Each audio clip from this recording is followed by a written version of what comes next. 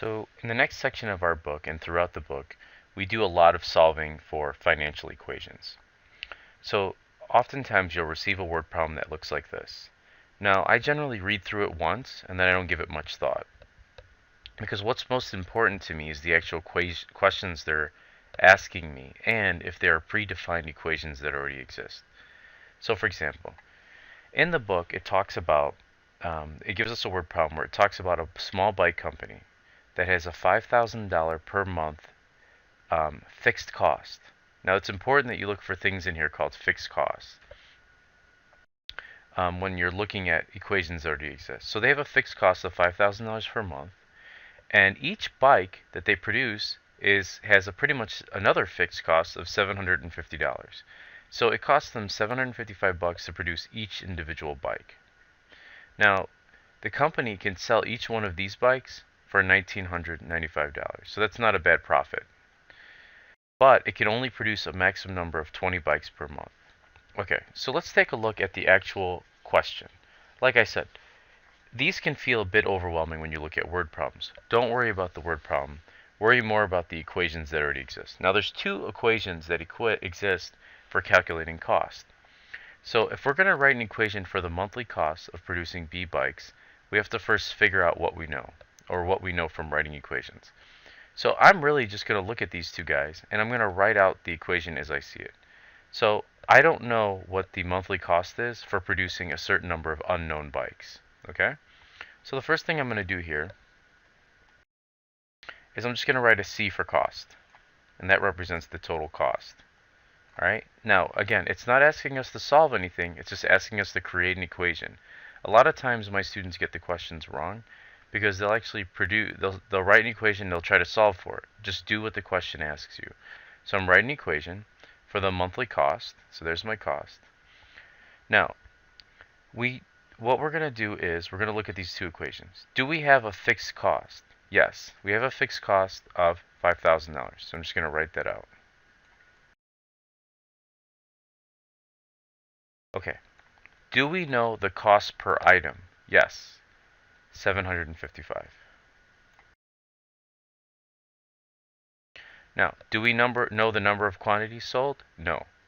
But we know we're supposed to multiply it. Actually, let's just put one dot there. We know we're supposed to multiply it by B. So there's your answer. Okay, let's take a look at the next question. Okay, the next question asks us, how much does it cost the bicycle company to produce 20 bikes in a month? Okay, now we know that B equals the total number of bikes. So this should be not too difficult for us to solve. So let's go ahead and write this out.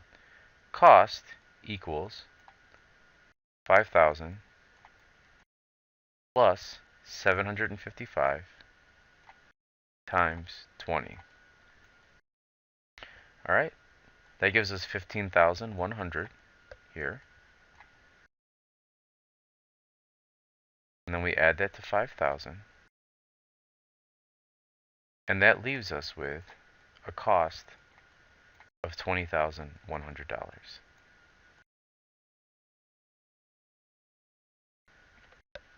Okay, let's take a look at the question C. Now it says, write an equation. I want to specify that. It's asking us to write an equation. It's not saying to solve an equation. For the monthly revenue for selling B bikes. Now, this is the equation given to us by the book. It says revenue equals price times quantity sold. Okay, so we know revenue. We don't know revenue. Okay, so let's go ahead and let me shift this down. Let's get this out of the way.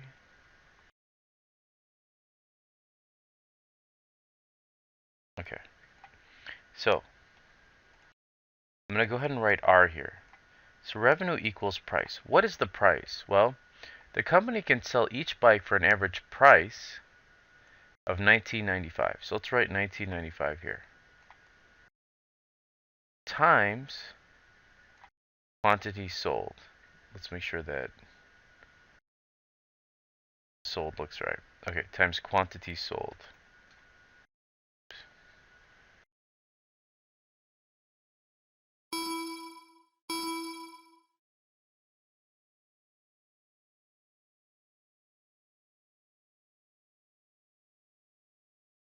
Now, why did I insert a B here?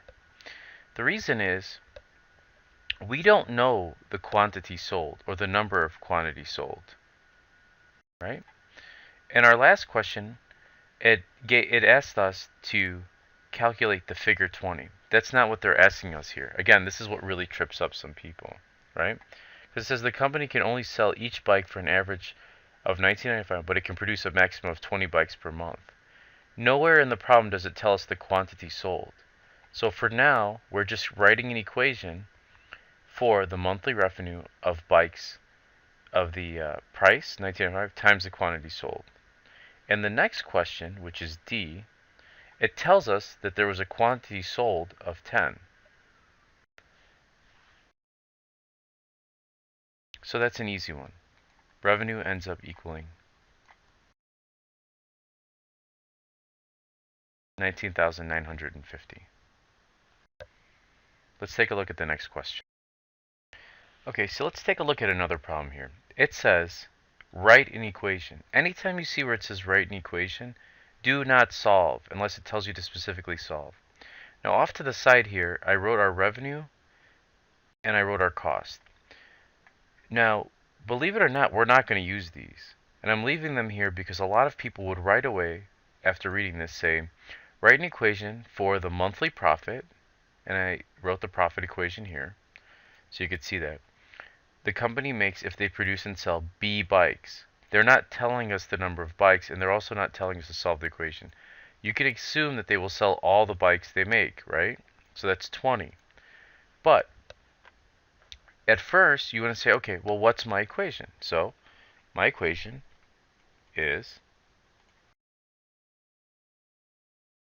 profit equals, now, they're asking us to write a whole new equation here. So we can assume that they're not asking us, unless they say it specifically, to plug in these specific values. So we do know that what the revenue is. Revenue is simply price, which is 755, times quantity sold. Okay? So if we go back and resolve the price times the quantity sold. Now it says you can assume that they will sell all the bikes they make. So that's 20 times 755, which equals 15,100. Why am I showing you this? Because if you did this, your question would be wrong. Because they never told you to solve. They told you to write an equation. So let's write the equation. We know profit and we know revenue. So I'm just going to plug in the revenue value. 19,950. Now, cost equals fixed costs. Or I'm sorry, revenue equals price times quantity sold. So profit is what we're looking for. So we're looking for revenue. So revenue equals price times quantity sold. Okay? Now we solved for price before. Okay, so let me go ahead and erase this. We know the price of each box is $1,995. Now I'm going to multiply that, which is price, times quantity sold. We don't know the quantity, so I'm going to plug a B in here. Now profit equals revenue. We've got our revenue minus cost. Now, if you remember before how you solve for cost, it's fixed cost plus cost per item times quantity sold. So let's go ahead and do that. The cost per item, or our fixed cost, is 5,000. Now let me go ahead and erase these guys out, or hide them. Now our cost per item, our fixed cost is 5,000, plus our cost per item, which is 755, times quantity sold. So that's how you solve for E. Now I'm going to go ahead and just read off the next problem because our video is getting a little long, and I'm going to go ahead and solve that one out so you could see that. So the next question reads, what is the profit of producing and selling 15 bikes in a month? So before we go on and move on to that problem, we want to look at our equation as a whole. Can we further simplify this? Is there any like terms in here? And I think we can. What I would suggest is that we go ahead and take 755 away from this B here and take it to 1995. And we could do that by simply using our distributive property. So let me rewrite out this problem here and just write 1995 times B minus 5,000. And again, I'm just simply writing out what my profit, what the equation looks like. So then we get P equals 1995 B minus, because we're taking our minus here and here, 755B minus 5,000. So we get 1240B minus 5,000. Now, our next question is really awesome because they give us that 15. So P equals 1240 times 15 minus 5,000. That leaves us with 18,600 minus 5,000, which gives us an overall profit of 13,600. All right, and that concludes this tutorial.